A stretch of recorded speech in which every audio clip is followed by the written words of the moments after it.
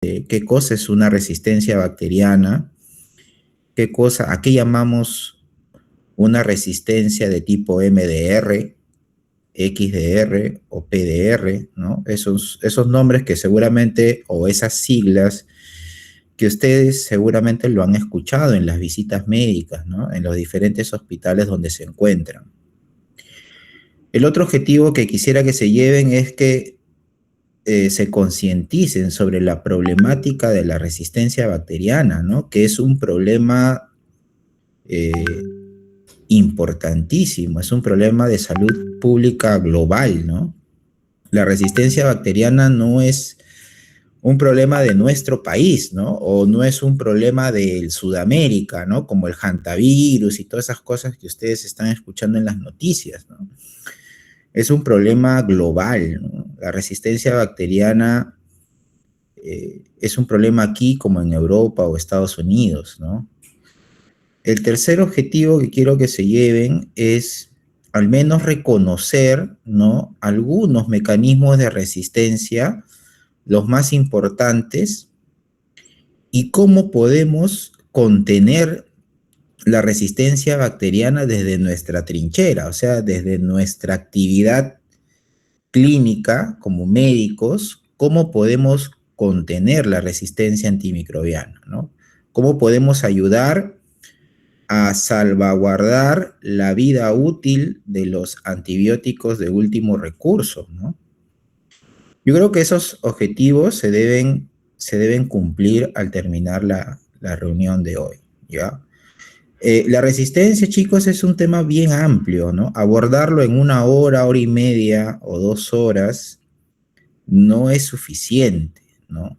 Incluso hay libros de resistencia antimicrobiana, cursos de resistencia antimicrobiana, residentes que rotan por la unidad de antibióticos y resistencia bacteriana, rotan meses incluso, y aún así queda corto, ¿no? Este es un tema muy amplio. Entonces, lo que quisiera que se lleven son esos 4 objetivos o 3 o 4 objetivos que, digamos, establecido, y que esto sea un punto de partida para que ustedes puedan ampliar o revisar de repente con mayor profundidad o detenimiento el tema. ¿De acuerdo? Entonces, empezamos. Entonces, cualquiera que le declare la guerra a los microbios la va a perder, ¿no? Lo que tenemos que hacer es aprender a llevarnos bien con los microorganismos y entender su biología, ecología y evolución. Bueno, lo que dice Michael Gillings es totalmente cierto, ¿no? Y lo comparto porque estoy totalmente de acuerdo con lo que él menciona. Los microorganismos tienen miles de millones de años antes que nosotros en la Tierra, ¿no? Nosotros somos, digamos, los seres vivos más, digamos, más nuevos en la Tierra, ¿no? Los microorganismos tienen miles de millones de años antes que nosotros. Entonces, pues nos llevan muchísima ventaja, pues, ¿no? Nos llevan muchísima ventaja. Ellos han aprendido a sobrevivir una serie de catástrofes de los que se sabe que han sucedido en la evolución de la Tierra y bueno, saben defenderse muy bien de las agresiones, ¿no? Externas, sobre todo, ¿no? Sabrán ustedes que existen microorganismos que pueden vivir a bajas temperaturas y microorganismos que pueden vivir a altas temperaturas, ¿no? Hay microorganismos que pueden vivir a 900 grados centígrados, 1000 grados centígrados. Entonces, se han adaptado muy bien, ¿no? Entonces, es poco coherente declararle la guerra a estos microorganismos, ¿no? Porque tienen una evolución mucho más avanzada que la nuestra.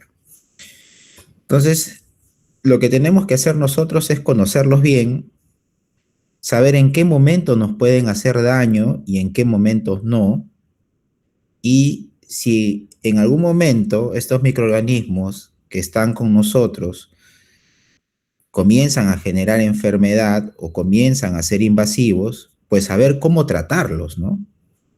Eh, si es una infección por un gram negativo, pues tendremos que utilizar antibióticos para gram negativos y no molestar a los gram positivos, por ejemplo, ¿no? Entonces, si ya identifique una bacteria, el antibiótico debe estar lo más dirigido a esa bacteria, ¿de acuerdo? Entonces, si identifique un gram negativo, manejo el gram negativo con el antibiótico lo más dirigido que se pueda para ese germen. Entonces, lo que vemos en la práctica clínica, y ustedes también seguramente, es que nosotros exageramos en el manejo antibiótico. Tenemos un gram negativo y estamos utilizando un antibiótico que no solo cubre gram negativo, sino también antianaerobios.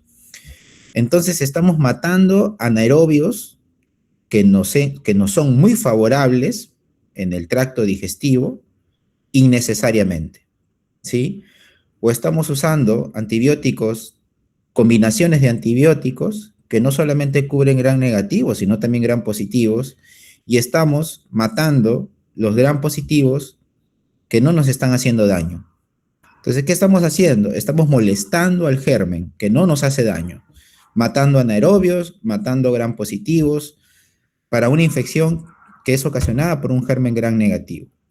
Entonces, el molestar a los anaerobios y a los gram positivos hacen que estos gérmenes, pues, se defiendan, ¿no? Son seres vivos.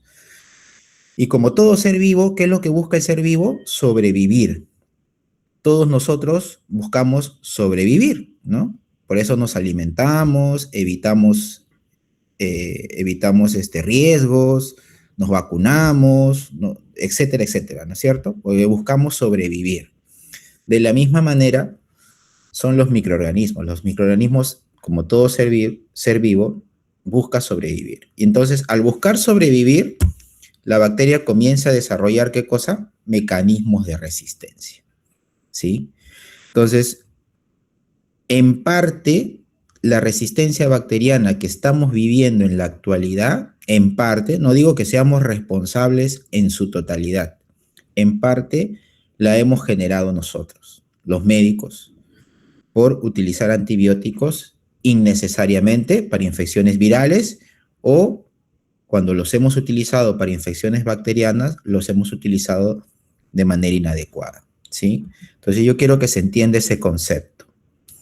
Entonces, partiendo de eso, nosotros vemos esta lámina de que cómo tanto el humano evoluciona y también evolucionan las bacterias. Las bacterias evolucionan también, generan mecanismos de resistencia más potentes, digámoslo así, ¿de acuerdo? Entonces, y esto es muy claro, ¿no? Ustedes recordarán y también, digamos, nuestros maestros, nuestros profesores, que hace unos 20 o 30 años, hablar de resistencia a las cefalosporinas de tercera generación, pues era un boom, ¿no? Hablar de las BLE, por ejemplo, ¿no? De las beta-lactamasas de espectro extendido. Era como, no sé, era como hablar de lo último de la resistencia bacteriana, ¿no? Entonces, hace 20 o 30 años, digamos, era esto lo máximo en mecanismo de resistencia que podía generar una bacteria gram negativa. Y era un dolor de cabeza, porque hace 30 años, pues no habían carbapenems, no habían carbapenémicos disponibles, ¿no? O si los habían, pues eran muy escasos, ¿no? No estaban a disponibilidad para el manejo de estas infecciones. Eh, Actualmente ver una beta-lactamasa de espectro extendido es algo pues cotidiano, ¿no?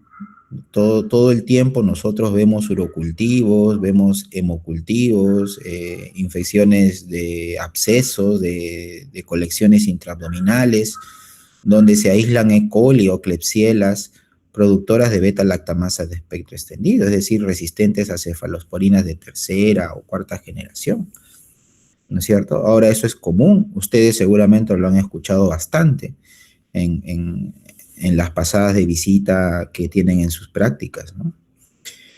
Pero ahora ya las BLE no son, digamos, un problema mayor. El problema mayor actual son las carbapenemasas, es decir, bacterias que generan un mecanismo de resistencia, el cual es una enzima que hidroliza los carbapenémicos, es decir, que los inactiva, siendo los carbapenems antibióticos pues prácticamente de última línea, de último recurso. Entonces, ¿qué es lo que está pasando en la actualidad? ¿Qué es lo que está pasando en la actualidad? En la actualidad, lo que está sucediendo es que las infecciones por gérmenes multidrogoresistentes son más difíciles de tratar, y en algunos casos hasta no existe tratamiento antibiótico disponible para tratarlas. Entonces estamos en la etapa que muchos la llaman post-antibiótica. Es decir, existen antibióticos disponibles, pero esos antibióticos ya no funcionan para tratar las infecciones. O sea, es como estar en la etapa preantibiótica, ¿no? Donde habían infecciones y no habían antibióticos para tratarlas. Todo lo que hacía era el sistema inmunológico, el reposo, ¿no? Oraciones, plegarias, sacrificios, etcétera, ¿no?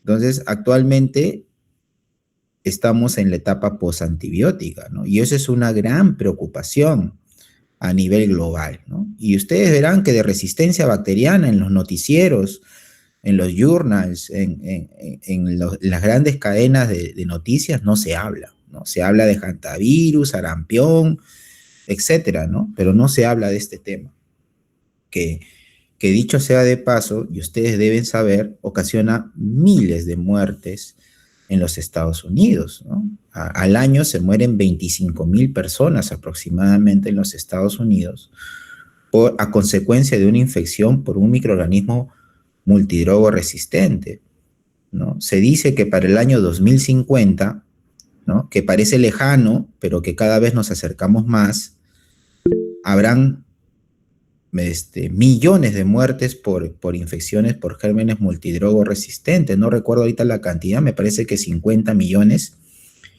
Y que se ha previsto de que la mortalidad por infecciones por gérmenes resistentes va a ser superior a la mortalidad por cáncer y por diabetes. ¿Sí? Miren ustedes este dato que no es una invención mía, eso está escrito, la OMS lo ha estimado y está publicado que para el año 2050 la causa más importante de mortalidad van a ser las infecciones por gérmenes multidrogo resistentes. Entonces, eso nos convoca a nosotros a tomar acciones. Y ustedes como estudiantes de medicina, concientizarse desde ya, ¿no? Desde ya, no esperar todavía a ser médicos especialistas para concientizarse con el uso racional, apropiado, juicioso, prudente de los antibióticos, ¿sí? Entonces, parte de la charla de hoy es justamente la concientización hacia ustedes. Entonces, han pasado muchísimos años desde que Paul Ehrlich, seguramente ustedes lo recuerdan muy bien, siempre preguntan sobre este señor en cultura general, en los exámenes de admisión, etcétera, en los exámenes de residencia, etcétera, en ENAM, etcétera, ¿no? Paul Ehrlich, premio Nobel de Medicina, padre de la quimioterapia moderna, se puede decir que es el primero que usó un compuesto químico para tratar una enfermedad infecciosa, ¿no? Él usó la arsfenamina, llamada en ese momento salvarsan, para el manejo de la sífilis, que era un compuesto sumamente tóxico, ¿no? Un químico sumamente tóxico que generaba muchas secuelas en los pacientes, ¿no? O sea, sí, tenía una buena actividad contra sífilis, pero tenía un daño colateral importante, ¿no? Posteriormente, Alexander Fleming y otros científicos, ¿no? Ingenieros químicos, etcétera, Howard Flore, Chen, etcétera, de la Universidad de Oxford, reciben el premio Nobel en 1945, ¿no? Pero Alexander Fleming había descubierto la penicilina por accidente en 1928, ¿no es cierto? O sea, tuvieron que pasar 17 años desde el descubrimiento accidental de la penicilina de Alexander Fleming para que ésta pues vea la luz y se pueda utilizar en los humanos, ¿no? y solamente al que esté interesado en este tipo de historia puede revisar, y fue muy complejo sintetizar la penicilina para administrarlo en humanos, fue muy complejo el proceso, ¿no? Ahora tenemos las varias formas de penicilina en cápsulas, pastillas, polvos para infusión endovenosa, para intramuscular, pero en ese momento era muy complejo, tuvieron que participar muchas profesiones, y por eso mencioné a un ingeniero químico o químico de la época que tenía que hacer pues las mezclas para que la penicilina pueda tener una dosis más o menos eficaz, ¿no? Fue bastante complejo. Y bueno, algo que también, digamos, entorpeció el lanzamiento, como ahora le llaman lanzamiento a los nuevos fármacos, el lanzamiento de la penicilina en ese entonces, fue que pues, se desarrolló pues, la Segunda Guerra Mundial, ¿no? Entonces no había dinero, no había presupuesto, y todo eso hizo que la penicilina pues recién viera la luz en 1945. Y solo para terminar esta parte introductoria, mencionarles que Alexander Fleming ya decía de que si no se usaban bien los antibióticos, pues las bacterias iban a generar resistencia. También mencionaba de que si nosotros usábamos a dosis subterapéuticas, las bacterias iban a generar resistencia y el antibiótico posteriormente no iba a ser útil, ¿no? Él ya lo mencionaba en su discurso cuando recibió el premio Nobel en 1945, ¿no? O sea, él ya decía esto, que si no se usan bien los antibióticos o se usan de manera inadecuada con una dosis subterapéutica, se iban a generar resistencia. Yo no sé, si se están viendo las láminas, chicos. Sí, doctor, se puede ver. Sí se ve, ¿no? Ya se puede ver, perfecto. Entonces pasamos a definición. Terminando la parte introductoria, bueno, la definición de resistencia bacteriana, hay múltiples definiciones, ¿no? Bueno, se dice que la resistencia de los microorganismos se define como la resistencia de los microorganismos a un agente antimicrobiano que al inicio era sensible, ¿no? Esa es una definición, ¿no? Resistencia a un agente antimicrobiano que al inicio era sensible. La resistencia a los antimicrobianos, que ustedes lo pueden leer en los libros como RAM, ¿no? En inglés es AMR, Antimicrobial Resistance, ¿no? Surge cuando las bacterias, los virus, los hongos y los parásitos cambian a lo largo del tiempo y dejan de responder a los medicamentos, lo que hace más difícil el tratamiento de las infecciones e incrementa el riesgo de propagación de enfermedades, de aparición de formas graves de enfermedades y de muerte. La resistencia a los antibióticos se produce cuando las bacterias mutan en respuesta al uso de estos fármacos. Son las bacterias y no los seres humanos ni los animales las que se vuelven resistentes a los antibióticos. Es la bacteria la que muta, no el ser humano, ¿sí? La resistencia a los antibacterianos es el proceso que utilizan las bacterias para tolerar y superar los efectos de los antibióticos. Entonces hay dos tipos de resistencia que ustedes deben de recordar, y esto se ha enseñado en microbiología. Es la resistencia natural y la resistencia adquirida. La resistencia natural es propiedad específica de la bacteria, es decir, la bacteria nace con ese mecanismo de resistencia, o sea, nace con esa resistencia.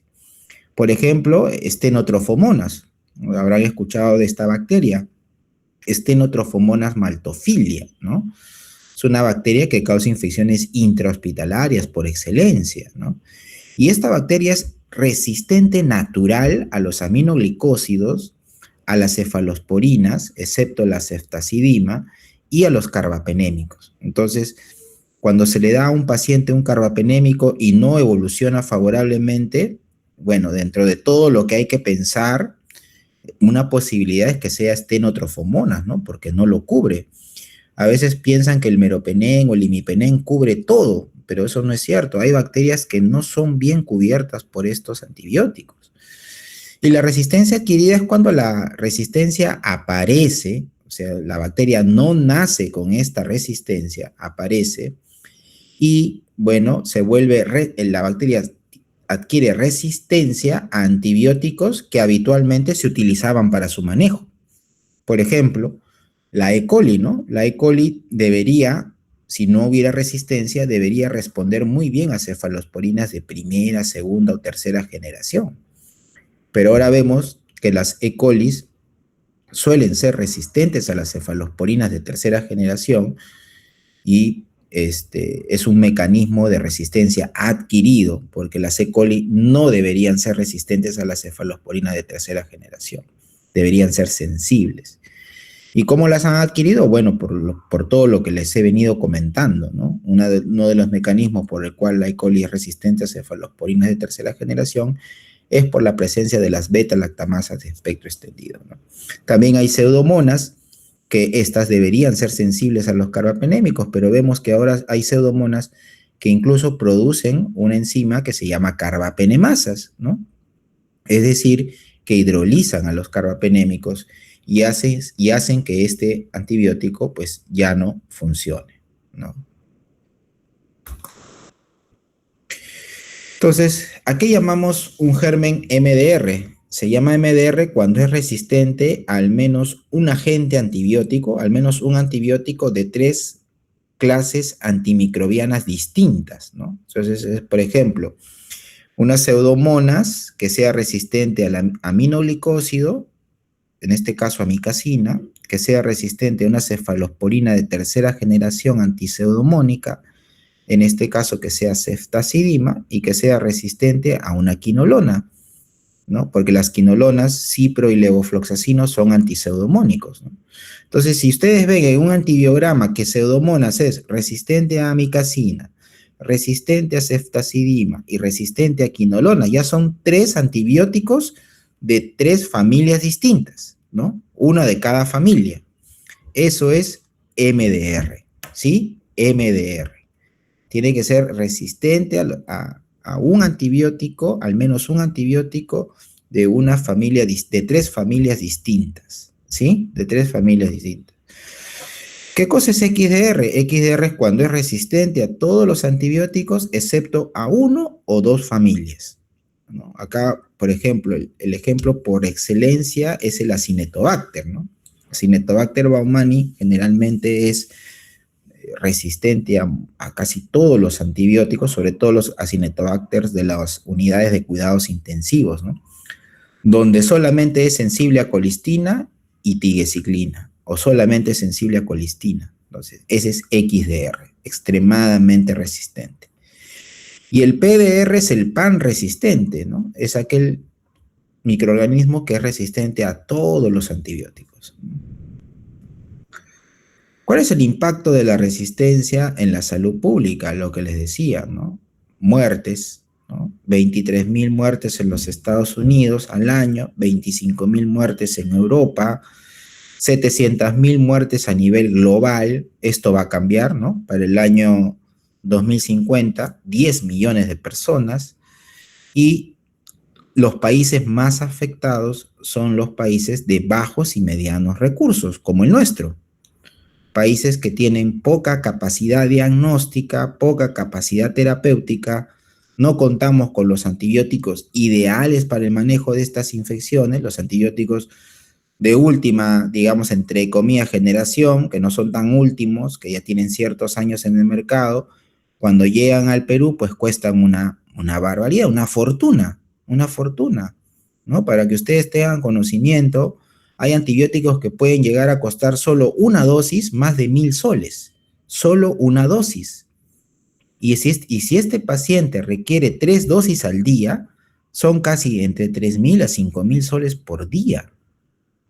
Y si requiere una semana, imagínense la cantidad de dinero que se necesita. Entonces, esto no lo cubre el Estado, no lo cubre. Y muchas veces nosotros tenemos que hacer una serie de trámites para que el hospital pueda comprar, y a veces no lo compra completo porque no hay mucho dinero en el hospital y todo un tema. Entonces, es un problema serio, ¿no? Y por eso, bien claro dice esta diapositiva, ¿no? Cortesía de la doctora Corso del Instituto Malbrán de Argentina, es que los países de mediano de medianos y bajos recursos, pues son los más afectados, ¿no? Definitivamente. En África, por ejemplo, pues la gente se muere por falta de recursos, ¿no? Entonces, es impresionante las consecuencias que pueden traer la resistencia a los antibióticos. Hay una alta mortalidad, muchos gastos. Un paciente que hace una infección intrahospitalaria le cuesta mucho a un gobierno. En los Estados Unidos, un paciente con una infección asociada a la atención de salud por un germen resistente puede llegar a costar $38,000 por paciente, ¿no? Entonces, países como el nuestro pues no pueden soportar tanta carga de enfermedad, ¿no? Tanto gasto público, ¿no? Entonces, deben haber estrategias para prevenir esta situación.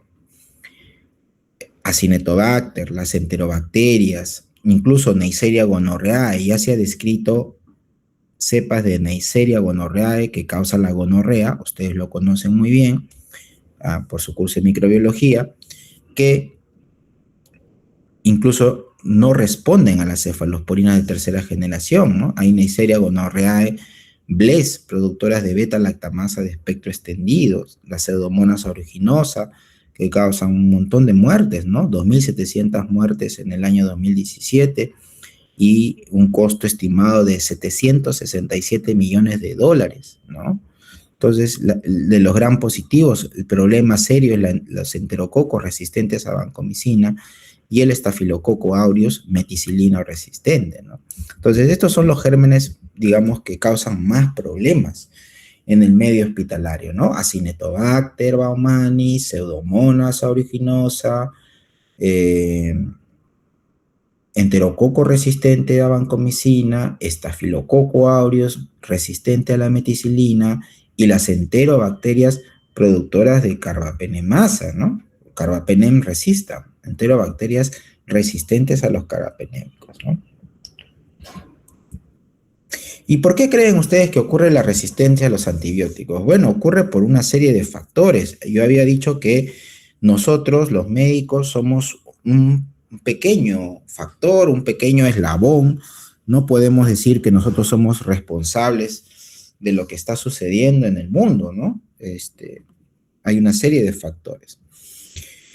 Falta de investigación, ¿no? Hay poca investigación sobre resistencia antimicrobiana. Felizmente ahora ya se está investigando más porque, bueno, es un tema serio, ¿no? Ausencia de comité de control de infecciones. Hay instituciones donde no hay comité de control de infecciones.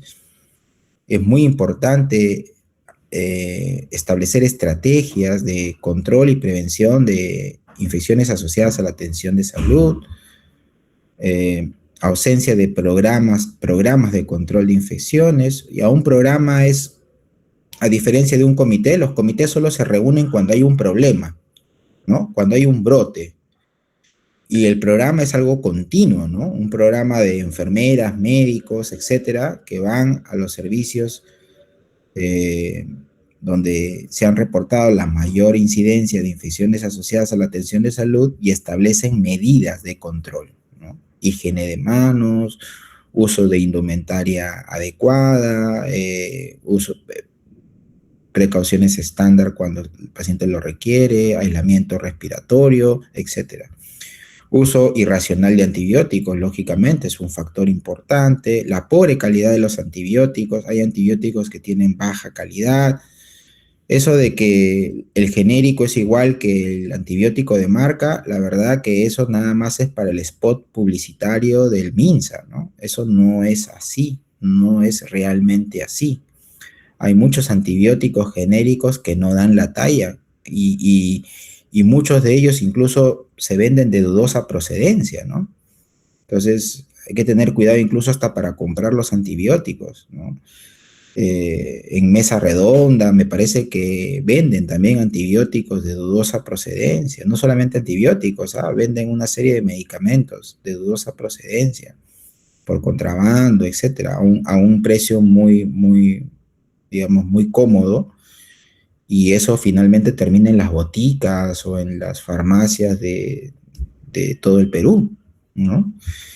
y vigilancia débil de la resistencia bacteriana o vigilancia no activa, ¿no? Hay que hacer vigilancia. ¿Por qué es importante la vigilancia? Porque la vigilancia nos ayuda a establecer eh, brotes de infecciones intrahospitalarias y nos ayuda a establecer medidas en un determinado ambiente o servicio, ¿no? La vigilancia nos dice que en el servicio tal hay 3 casos de pseudomonas. Entonces uno va, investiga y determina el por qué hay 3 casos de pseudomonas. Entonces lo que podemos hacer es establecer a partir de esa vigilancia medidas de prevención y control. Bueno, este es un artículo, ¿verdad? Bastante bueno. Sé que han salido otros más de antibióticos de mala calidad, ¿no? Subestándar o counterfeit, antibióticos de baja calidad o antibióticos de contrabando, ¿no? Y miren ustedes, los betalactámicos son los principales antibióticos de mala calidad y casualmente los betalactámicos son los que más se utilizan. A nivel mundial, chicos, este es un dato, a nivel mundial, la familia de antibióticos que más se utilizan son los betalactámicos. Entonces, miren. Otro problema importante, como le decía, no solamente es el humano, sino también el consumo de antibióticos en animales, ¿no?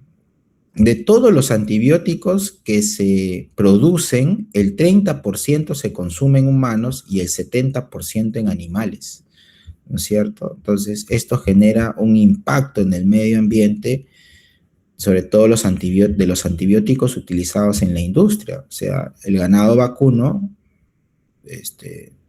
también se enferman, le dan infecciones dérmicas, piodermitis, etcétera, y se utilizan antibióticos. Los veterinarios utilizan antibióticos, ¿no? Y al final todo esto termina en nosotros, ¿no? Este es un animal que ha consumido antibióticos y esta carne, ¿dónde termina? En nuestra mesa, pues, ¿no? En un bistec, en una parrilla, etcétera, ¿no? Entonces, es importante la salud animal, ¿no? Por eso que ahora se habla de una salud, ¿no? O One Health, ¿no? Donde digamos, se ha articulado, digamos, la salud animal, humana y ambiental, ¿no? Porque el ser humano se relaciona con los animales y con el medio ambiente. El ser humano no es un individuo que no se interrelaciona con la naturaleza, ¿no? Entonces, ya se han establecido políticas, bueno, en otros países, en nuestro país se están estableciendo políticas. Yo digo que se están porque no hace mucho que se habla de One Health en el Perú. Yo diría que hace unos 5, 10 años se estará hablando de One Health en el Perú, 10, 15 años, ¿no? Cuando esto se viene hablando ya en otros lugares de hace mucho tiempo, ¿ya? Los animales, los chanchos, por ejemplo, los cerdos. En Brasil se encontró que a los cerdos, en los alimentos balanceados, en esas granjas de cerdos, les daban, en sus alimentos balanceados, les daban colistimetato sódico. ¿Y qué es el colistimetato sódico? Es la colistina, que es un antibiótico que nosotros la usamos, pero de último recurso. Es cuando ya la bacteria no es resistente a todo, menos a ese antibiótico. Y en Brasil, en la China, en la India, se ha estado usando colistimetato sódico por años en los alimentos balanceados de los cerdos. ¿Por qué le dan antibióticos a los animales? Se preguntarán ustedes. Bueno, uno le dan cuando se enferman, ¿no? Y dos, le dan para aumentar el crecimiento y el peso. Se ha visto que estos antibióticos hacen que los animales no se enfermen y aumenten el peso, aumenten su peso, ¿no? Entonces, lo daban como alimentos balanceados y esto está terminantemente prohibido ahora, ¿no? Bueno, hay múltiples mecanismos de resistencia, chicos. La verdad es que, como les decía al inicio, tratar de memorizar todos en una clase, yo lo veo bastante complicado, pero voy a tratar de rescatar los más frecuentes, ¿no? Hay mecanismos de resistencia por modificación enzimática, es decir, que una enzima hidroliza el antibiótico, ¿no? Lo hidroliza y hay otras enzimas que modifican el antibiótico. Por ejemplo, enzimas que hidrolizan, todas las que terminan con el sufijo asas, penicilinasas, hidrolizan penicilinas, cefalosporinasas, hidrolizan cefalosporinas, y carbapenemasas, que hidrolizan carbapenémicos, ¿no? Y enzimas modificantes de los aminoglicosidos, acá tenemos varias enzimas, solo para mencionarle una, es la acetiltransferasa, ¿no? Modifica el aminoglicósido y hace pues que este antibiótico no funcione, ¿no? El segundo mecanismo es cambios en la permeabilidad del antibiótico por mutaciones en la porina. O sea, los antibióticos, para atravesar la membrana externa, atraviesan a través de estructuras proteicas que pueden ser porinas, ¿no? Y por ejemplo, en pseudomonas, para que el imipenem atraviese la membrana externa, utiliza una porina que es la porina D2, ¿no? Y cuando esta porina sufre una mutación, es decir, ya no hay porinas en la superficie de la bacteria, o si existen, han cambiado su conformación, su anatomía, por decirlo así, este imipenem ya no atraviesa la membrana externa y por lo tanto las pseudomonas aeriginosas se convierten resistentes al imipenem, que es un mecanismo de resistencia, además de las carbapenemasas, ¿no? Que hidrolizan a ambos carbapenémicos, tanto imipenem como meropenem. Y también hay modificaciones en el sitio blanco, ¿no? Por ejemplo, las proteínas ligadoras de penicilina, ¿no? La oxacilina, por ejemplo, se une a la PBP2, ¿no? La oxacilina, los betalactámicos, tanto la oxacilina como la cefazolina para el estafilococo aureus. Pero ¿qué pasa? Esta PBP2 puede alterarse y se puede convertir en una PBP2A cuya conformación se altera y por lo tanto los betalactámicos pierden afinidad por esta proteína ligadora de penicilina. Y en el caso de estafilococo aureus sería un meticilino resistente porque no podemos usar oxacilina, ¿no? La alternativa que tendríamos para el tratamiento ahí sería la vancomicina, ¿no? Lo mismo pasa con el enterococo cuando se modifica la PBP5, ¿no? El enterococo pierde afinidad por la ampicilina, entonces es un enterococo resistente a la ampicilina y tendríamos que usar vancomicina en ese caso, o linezolid, ¿no?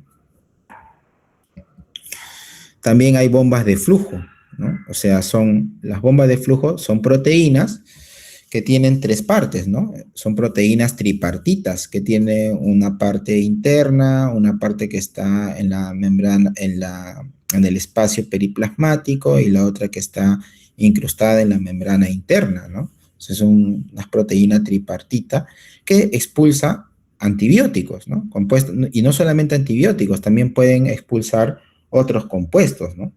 Se han visto que hay bacterias que son resistentes incluso a los antisépticos, ¿no? Entonces,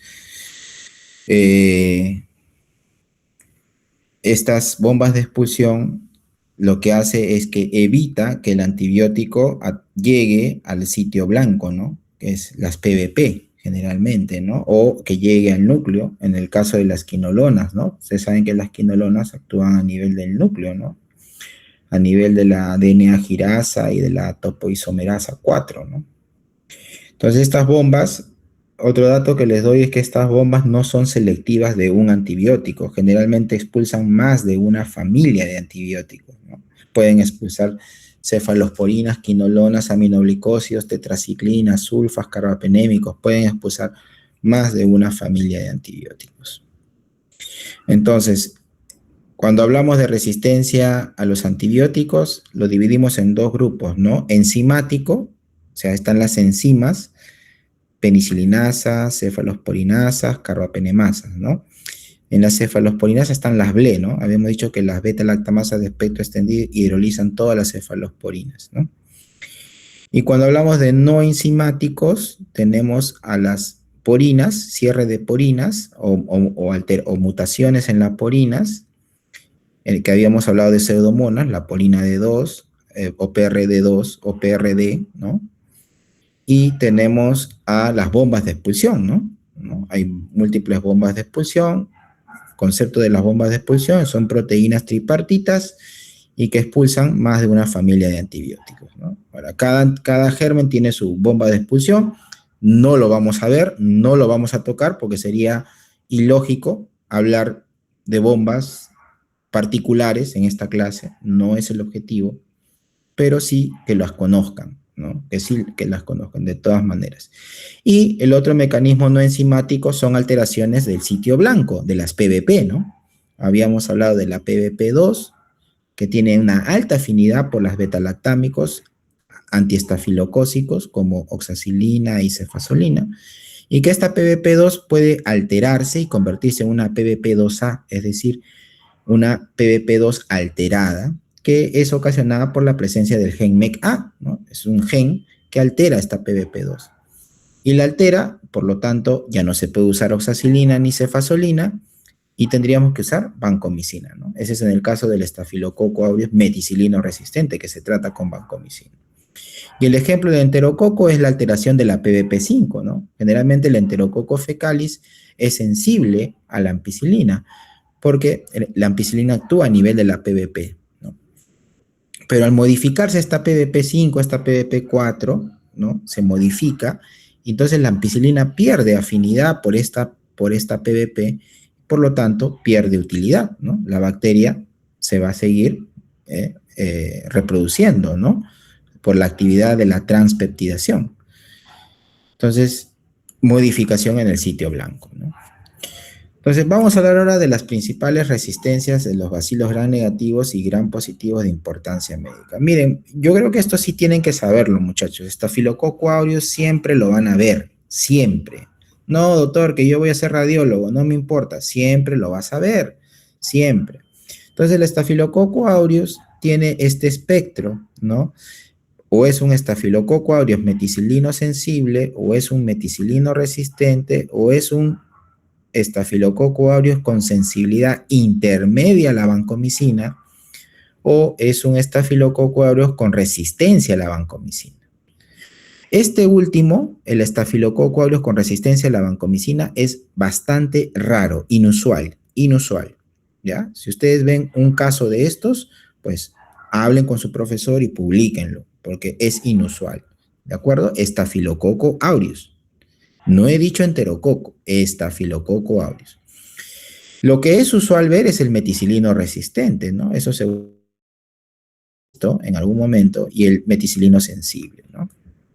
Entonces, esto es lo que yo le decía de la resistencia, ¿no? El gen MECA altera la PBP2 y la convierte en PBP2A, y por lo tanto, este estafilococo adquiere resistencia a la oxacilina, ¿no? O lo que llamamos nosotros resistencia a la meticilina, ¿no?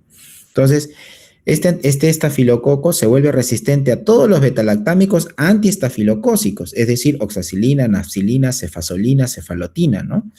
Pero menos a las cefalosporinas de quinta generación. Y esto seguramente ustedes lo han visto en farmacología, porque cefalosporina de quinta generación no tiene muchos años. Estamos hablando de ceftarolina y de ceftobiprol, que son las únicas cefalosporinas actuales en el mundo que tienen actividad contra staph meticilino resistente. No la tenemos disponible en el Perú, ¿no? Ceftarolina sería una muy buena alternativa, ¿no? Entonces, ¿cuál sería nuestra opción terapéutica aquí? Vancomicina, ¿no? Vancomicina. Y además se ha visto que cuando la PBP2 se altera y se convierte en PBP2A, también hay resistencia cruzada o resistencia ligada a las quinolonas, a los macrólidos y los aminoglicósidos. ¿De acuerdo?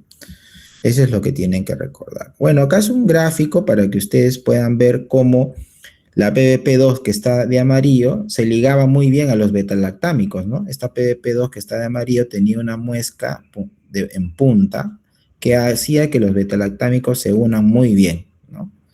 Pero la PBP2A, o sea, cuando se altera la PBP2A, ya pierde esta muesca en el centro y hace que los betalactámicos no se unan a ese target, ¿sí? No se unan.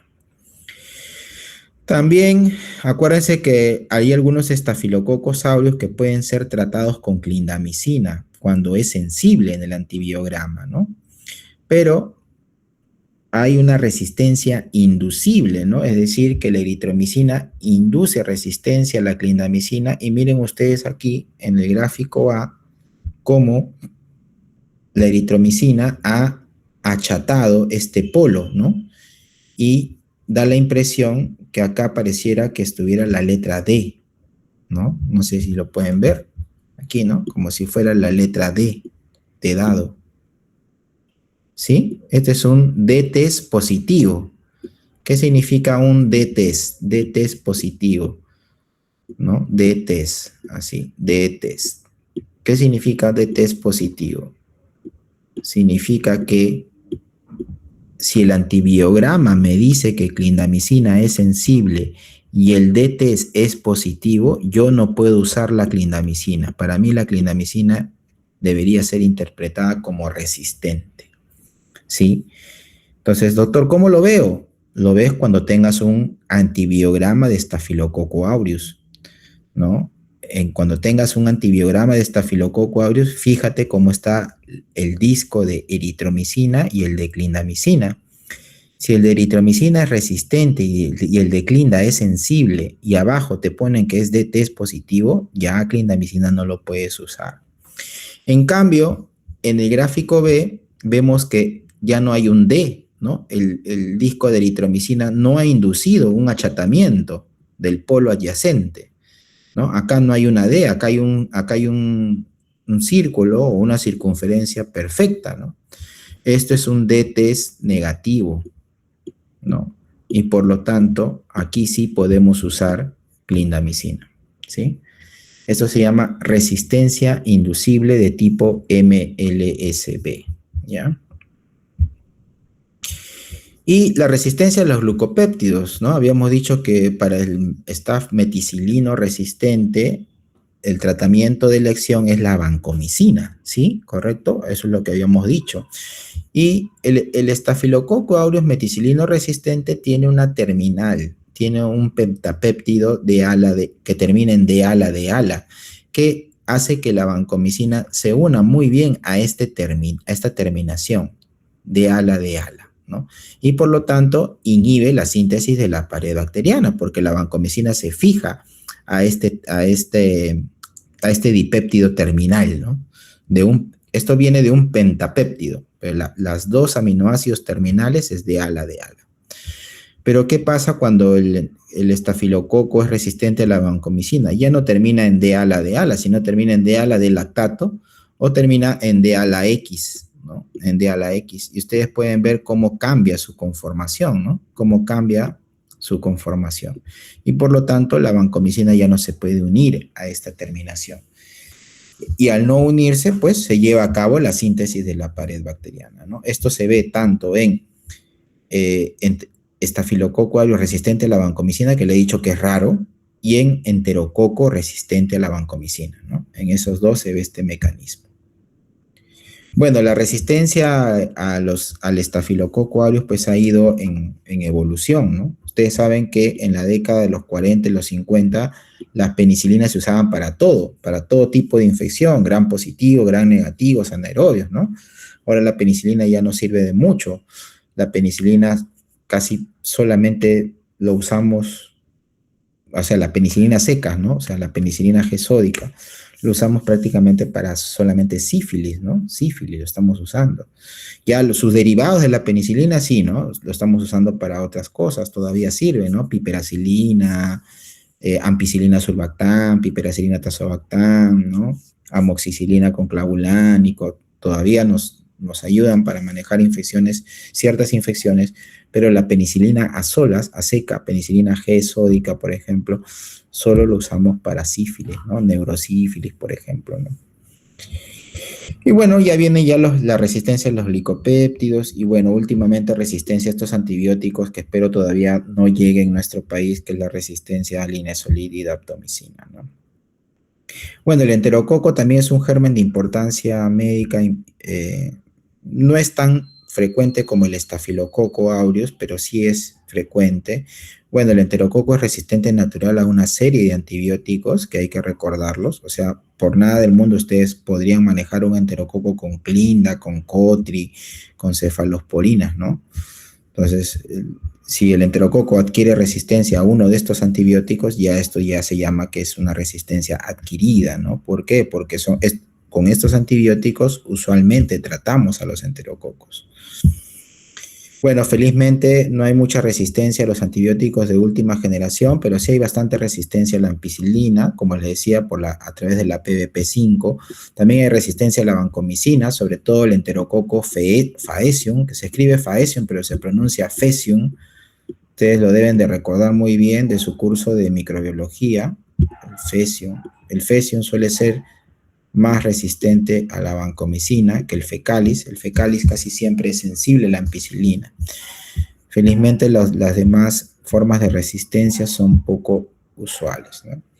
Y con respecto a los gram negativos, sí, acá lo más importante, como les decía a ustedes, son las beta-lactamasas de espectro extendido, ¿no? Que principalmente se ven en las enterobacterias. Entonces ustedes tienen que recordar quiénes son enterobacterias, ¿no? E. coli, Proteus, Klebsiella, Shigella, Salmonella, ¿no? Eso es lo que ustedes tienen que recordar, quiénes son enterobacterias, ¿no? Y las BLE generalmente en enterobacterias, ¿no? ¿Por qué se caracterizan las BLE? Las BLE se caracterizan porque principalmente la bacteria suele ser resistente a todas las cefalosporinas, ¿no? De primera a cuarta generación, ¿de acuerdo? Eso es lo que caracteriza a las BLE, por eso se le llama beta-lactamasa de espectro extendido. Y usualmente es resistente también a los monobactámicos como el Aztreonam. Suele ser sensible a la cefoxitina, que no se usa como tratamiento. Ojo, la cefoxitina no se usa como tratamiento, sino como un marcador microbiológico, ¿no?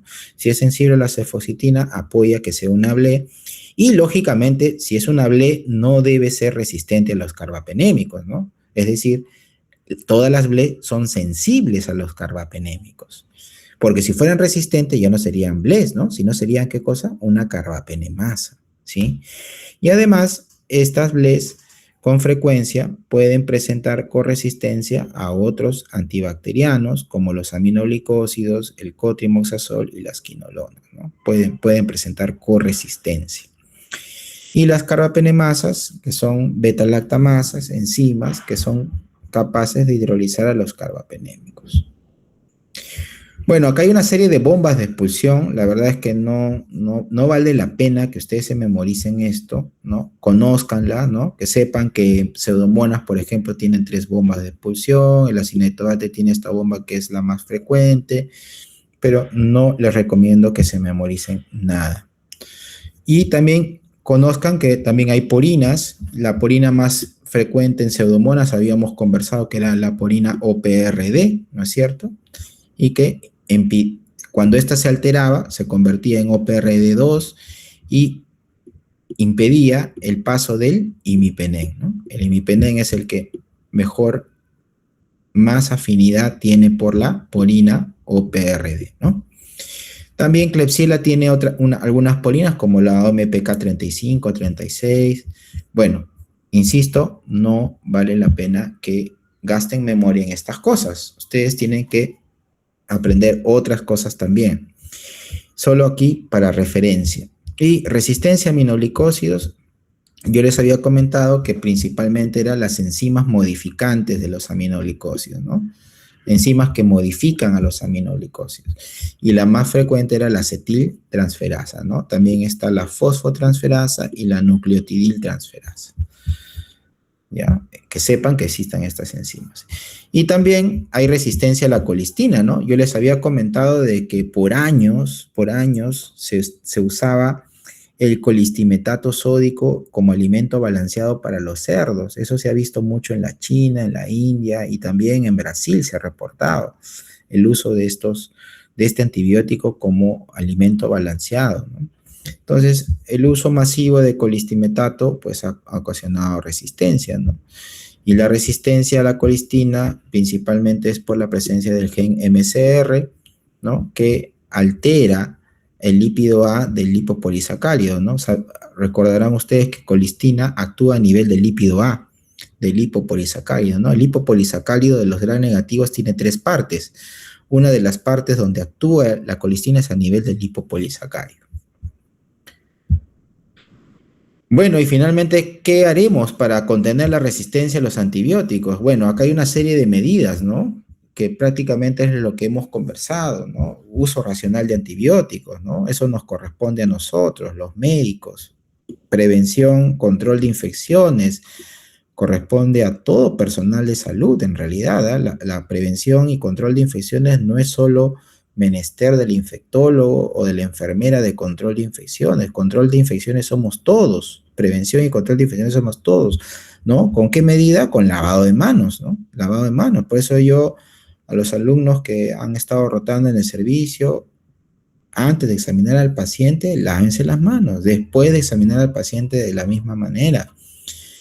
¿Sí? La vacunación es importante, ¿no? No hay nada mejor que prevenir. Es mejor prevenir una infección que estar usando antibióticos en ese paciente. Motivar y educar. No solamente hay que motivar y educar a los estudiantes de pregrado, sino también a los de posgrado y, ¿por qué no?, también a los profesionales.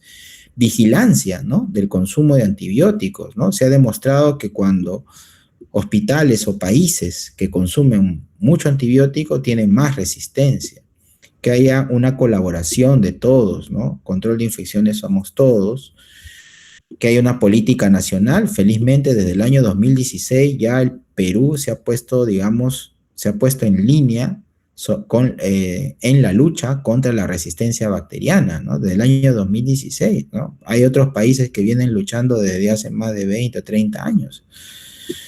Hay que tener una lista de antibióticos esenciales para poder utilizarlos. Tiene que haber un comité de resistencia bacteriana, tiene que haber guías de tratamiento, ¿no? Como Harvard, ¿no? Hay hospitales asociados a Harvard como el Massachusetts General Hospital, el Women and Brigham Hospital, ¿no? Son hospitales que tienen guías de manejo, y no solamente de infecciones, sino guías de las principales enfermedades que se ven, ¿no? En esas instituciones, ¿no? De alto nivel. Entonces la idea es que nosotros también contemos con guías para uniformizar los tratamientos, ¿no? No sé si ustedes habrán visto que a veces en un servicio se trata de una forma y en otro servicio de otra forma, ¿no? Entonces debe haber uniformidad, ¿no? Eso es lo que se llaman las escuelas, ¿no? La escuela del 2 de mayo maneja así las infecciones, la escuela de Loaiza, la escuela de Cayetano, etc. Pero debemos tener guías basados en nuestra microbiología local, basados en nuestros recursos, basados en nuestra casuística, ¿no? Y habíamos hablado de inmunizaciones, que las coberturas de inmunizaciones tienen que aumentar, y bueno, que hayan programas de resistencia bacteriana con nuevos antibióticos, ¿no? Entonces, conclusiones: la resistencia antimicrobiana es un problema de salud pública global. La resistencia antimicrobiana es multifactorial. El uso indiscriminado de los antibióticos, tanto en salud humana como animal, influye en la rápida aparición de resistencia, y hemos conversado sobre esto, ¿no? Cómo se usan los antibióticos en los animales, ¿no? El 70% del uso de antibióticos es en los animales, ¿no? El 30% es en los humanos. El impacto de la resistencia antimicrobiana en la mortalidad y en lo económico es alto, ¿no? Por eso es mejor prevenir, ¿no?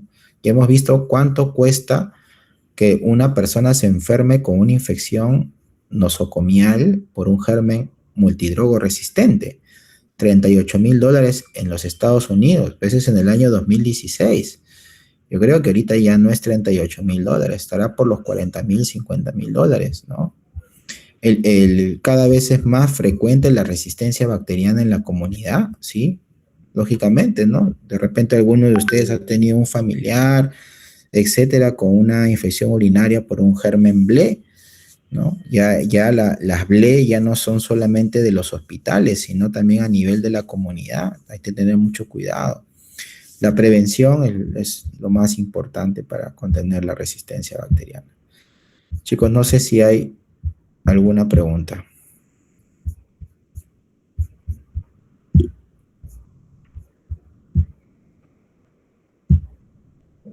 Preguntas, comentarios. No, doctor, todo muy claro.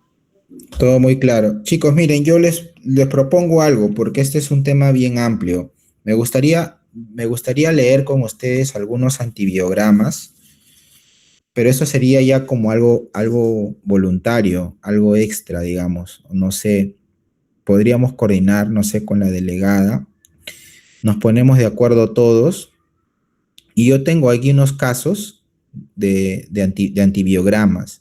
A mí me interesa que ustedes sepan, porque van a ser médicos generales y de todas maneras van a haber cultivos, ¿no? Y me daría mucha pena que no interpreten bien un cultivo sencillo, un cultivo básico, un cultivo, digamos, que podría interpretarlo un médico general bien formado, ¿no? O sea, no estamos hablando acá de cosas complejas, ¿no? Las